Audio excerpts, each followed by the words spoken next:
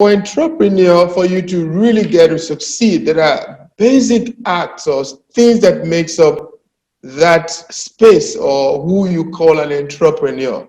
Entrepreneur is that guy who can endure. Entrepreneur is that guy who can take risk. Entrepreneur is that guy who don't play to what everyone says or what everyone would believe. Entrepreneur is the guy who disrupt. Hi, and welcome to another episode of the peopleHum interview series.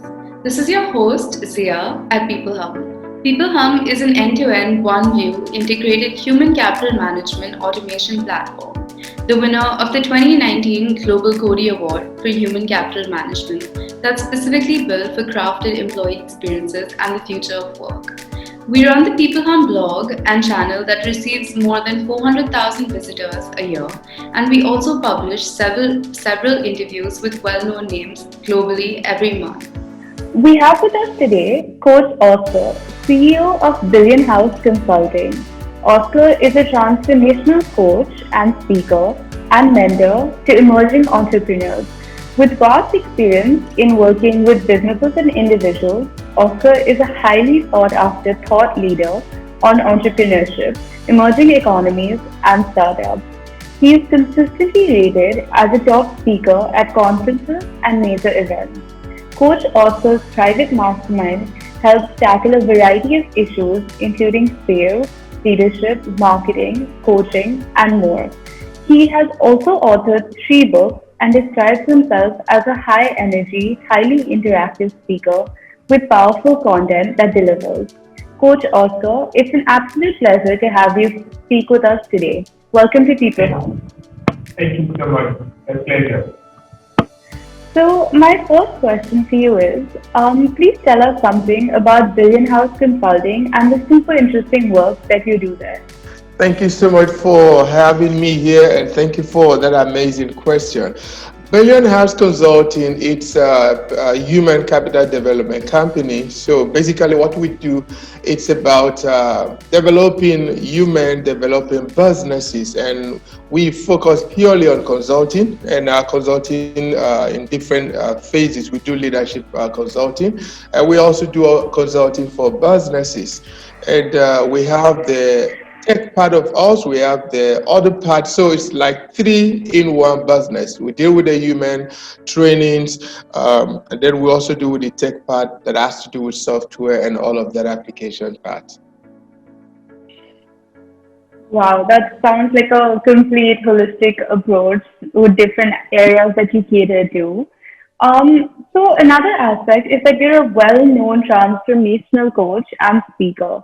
I emphasize the word transformational because it suggests a 180-degree turn, mostly towards a better state. How challenging would you term the process, and what are some of the nitty-gritties of transforming businesses and individuals? Brilliant question. That's a brilliant one. You see, when it comes to transformation, and you see, I think we've said or we've known or heard this saying that the only thing that remains constant is change.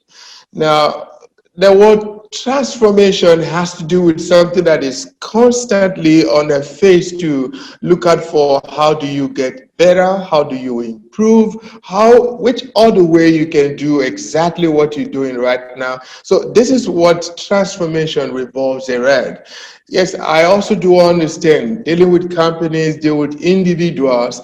We do have these issues like cultural change, behavior change, the mindset. Remember, when people are used to a way of doing things, it tends to relax and stay there. But just staying in one place deny you of possible opportunity that change could bring. And the only way to test the other side of how great or how good you could be is to accept change. I can tell you from experience, I've been in this business for the past 6, 7 years. I've dealt with people, firstly, that first mindset of resisting change. Organization will tell you, no, this is how we've been doing it. There's the process we've been following. There's the pattern we've been doing it. Fine, good, bright. But How about we try looking at things from another perspective? And that's where transformation does really comes in. And it's more of a disruptive way of doing things.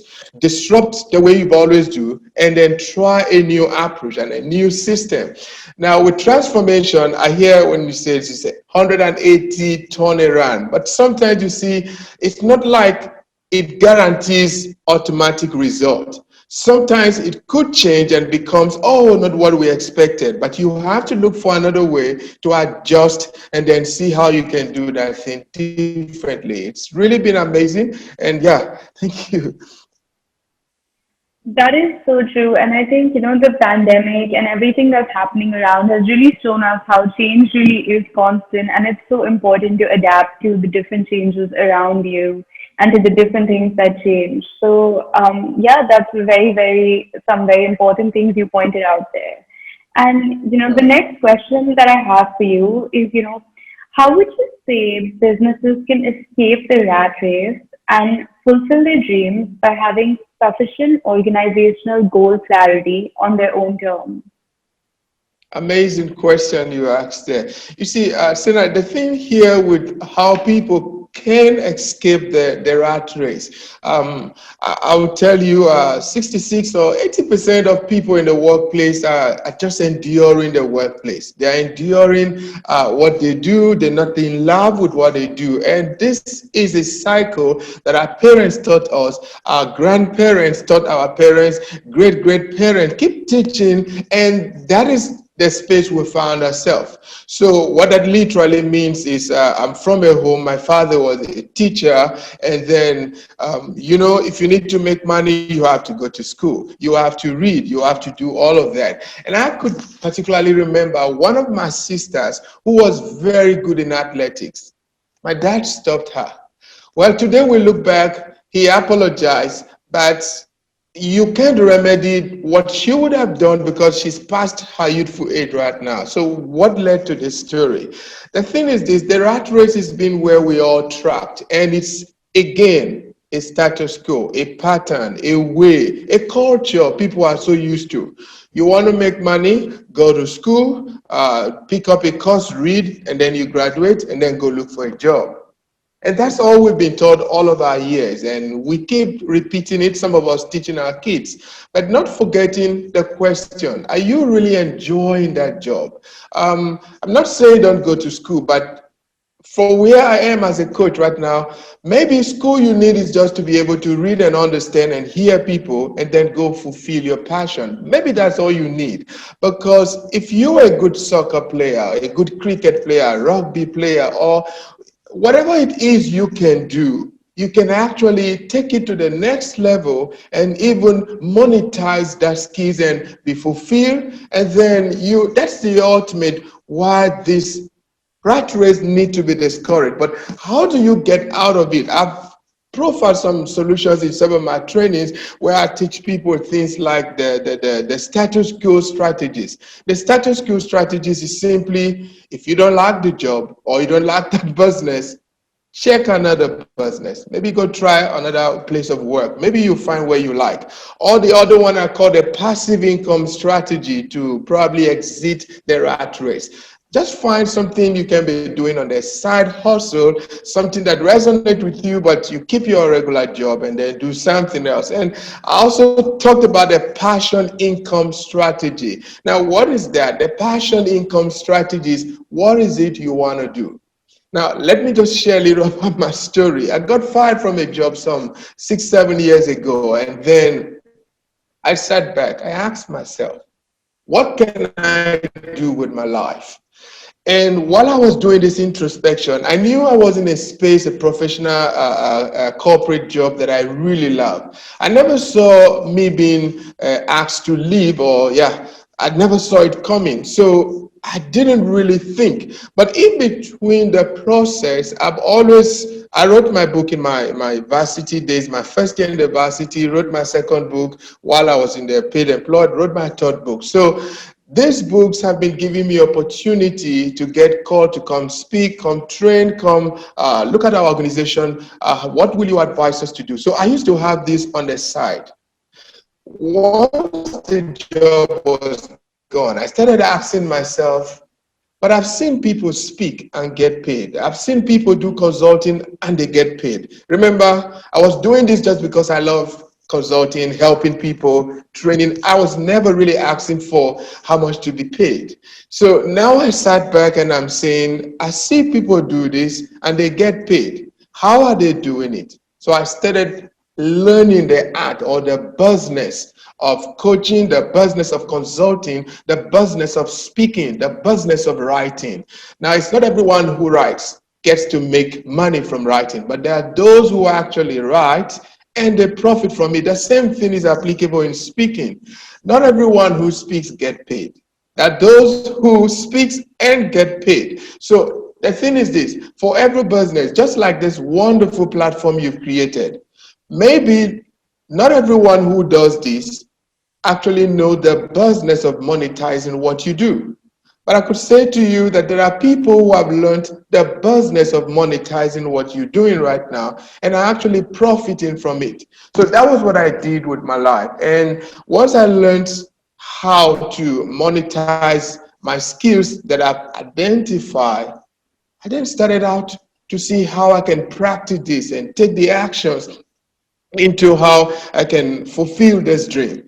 Now, what businesses can actually do is to avoid the rat race. I think there has to be some culture shift.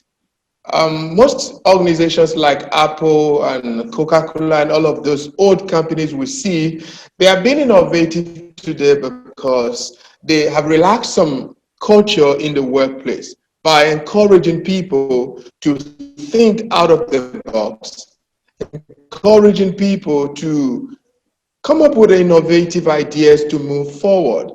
That is applicable for just anyone. Organizations need to set that clear goals in terms of how to get paid. For most coaches or most organization or individual is don't hire people that you are smarter than. Get people smarter than you. Now, when you have a team of people who are smarter than you, now it is not about what you want them to do, it's about what is it we can do to move this organization to the next level. Like, what are you doing right now? Great, amazing. I checked up your profile. You hosted a lot of high profile individuals that I'm like, woo, how did you get Whitney? How did you get these guys on your platform? But amazing, fantastic job you're doing. Now, the next thing is this, to scale to the next level, you definitely need to get smarter people, people who are more thoughtful, more innovative to help you take this dream to the next level. And that is very crucial for individuals and organizations that really want to scale and go to the next level. I hope I answered that question. Absolutely. I think, you pointed out a lot of very, very, very important things. And just when you started off saying that, a lot of people just enjoy their jobs, it's so true. And it's so good to see that, a lot of people are now being encouraged to be in a space where they actually enjoy their jobs and they have that job satisfaction. It's no longer just about, making money. And I think learning to monetize your passion or being able to monetize things that you're good at is a skill in itself. And the more people develop that, definitely more people are going to be happier with what they do on a day-to-day basis. 100%. And you also see that part of the issues that most people have is that thing we call the comfort zone. And we don't like the job, but we just want to endure through. We don't like the job, but you think about the bills that needs to be paid at the end of the month. You don't like the job and you wake up, if you are in places like South Africa where we have winter, very cold and all of that, you are in the rain, you are in the sun, going to that place you don't like. No, come on. At some point, you need to get to a place where you need to tell yourself, for how long will I need to keep enduring this? Or do I need a much better life? I think this is what most people really need to understand and come to that realization that it's first about your satisfaction, about you. If you are fulfilled, you'll be more productive, you'll be more profitable, not just to you and the organization, but to your family also. That's very Absolutely. crucial. Absolutely. So, we spoke a lot about, monetizing your passion. And a lot of people today actually would love to be entrepreneurs and they just don't know how to go about that. So, if you could give three tips to, emerging entrepreneurs, what would they be? You see, the journey of entrepreneurs is something, first of all, anyone can actually, you don't need any special schooling to be an entrepreneur. But I think what you might need is discipline to stay through. So in terms of entrepreneur, anyone who can find a way to make money can definitely be an entrepreneur. So in that, for instance, during the COVID, I don't know about your country. During the COVID, some people stumble into, we need mask, we need face mask, we need all of those protective gears. Do you know who can do that? Yes, I don't know someone who can do that. Okay, fine. We need 10,000 orders. Can you supply that? Yes. You can connect two people and make money, but you are not an entrepreneur. So it's just being smart in terms of how you think. I think this is what really set out an entrepreneur. Now, for entrepreneur, for you to really get to succeed, there are basic acts or things that makes up that space or who you call an entrepreneur. Entrepreneur is that guy who can endure. Entrepreneur is that guy who can take risk. Entrepreneur is that guy who don't play to what everyone says or what everyone would believe. Entrepreneur is the guy who disrupts. So what are my things that I recommend to most entrepreneurs? If you want to start out on your own, maybe you want to transition from your corporate into starting your own business. Excellent. But the first thing you need to do is formulate a plan.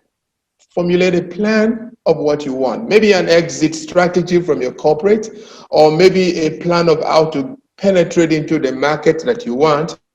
And the truth is this, every market is saturated. So, but there is a way to show up and you stand out. Every market is saturated, but there's a way you show up and you stand out.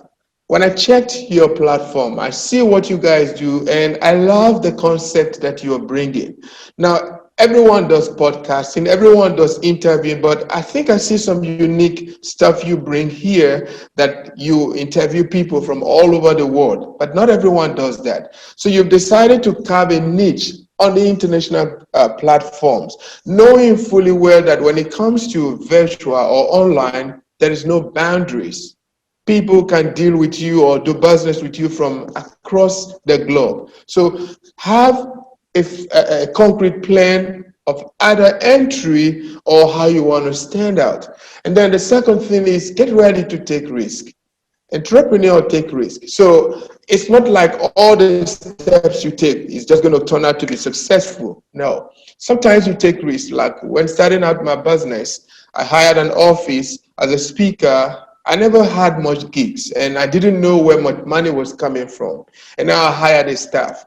How do I retain the staffs in the office? 1 month, 2 months, nothing was coming in. And at some point I had to close down the office. But if you ask me, did I not start? Yes, I did. Maybe I didn't calculate the steps very well, but at some point, I had to shut down the office and was operating from home. After some time, I decided to launch back again. I've learned my lessons. I know what to do. At least I need to have some capital to get going. And I did that. And then I got back to business. So what I'm saying is entrepreneur take risk. Entrepreneur should be ready to jump even when you're not so sure. That makes you an entrepreneur. And let me just expatiate on that. As an entrepreneur, when you do what is not regular and what not everyone like doing, that is where you either kill it or crush the market, or that's where you can go really deep down and you are broke. Now, if you take a risk and jump when no one believes you will succeed, chances are you may succeed. And if you succeed, that's when everyone starts talking about you. You become the real person. You become the real deal. But if you don't succeed, everyone laughs at you. So entrepreneurs take risk.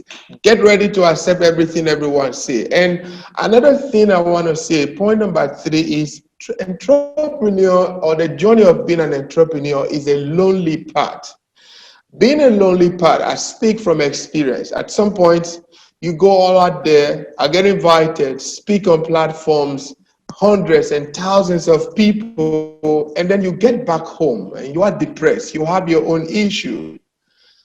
Who do you run to? So, point number three is every entrepreneur should have a coach. Every entrepreneur should have a mentor. You need someone that you need to share ideas with, someone who guides you and take you through the process. Because at some point, things might not turn out the way you want. Or even if they do, at some point, maybe you want to scale.